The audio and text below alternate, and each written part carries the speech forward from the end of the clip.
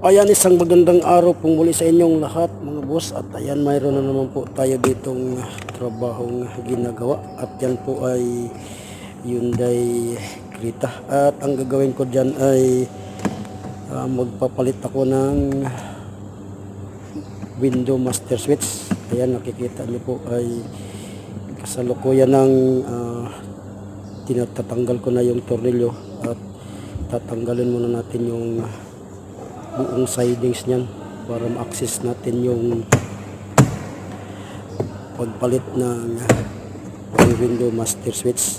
Ang isang dahilan kaya ko papalitan gawa ng yung sa likod na kaliwa at kanan ay ayaw gumana galing dyan sa master switch, pero pagka sa individual switch yung kanan at kaliwa ay nagana naman.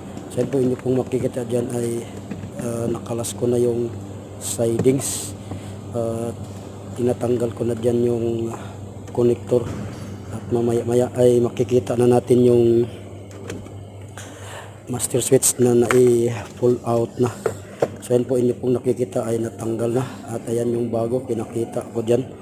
At tatanggalin muna natin yung luma bago natin isalpak yung bago. So yan po yung ating ma-share sa inyo ngayon. Tuloy-tuloy lang po yung ating panonood hanggang sa sunod pa nating mga gagawing mga video, dahil yung iba ay tuloy na yung pagsasalita ko sa actual na video, pero ito ay dahil hindi ko na i-record yung actual na video sa aking boses, ay ayan, binis over ko. Kahit papaano ay mayroon din tayong maririnig na salita ko at hindi lang tayo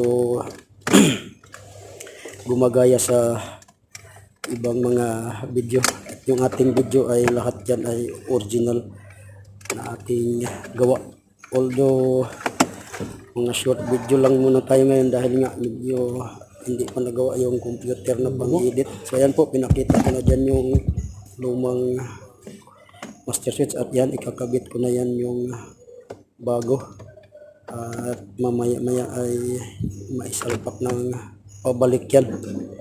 So ayan, at kailangan lang natin isintro para tugma sa kanyang housing. Ayan, nakita nyo nakapagit na at yan, binabalik ko na rin yung connector dyan.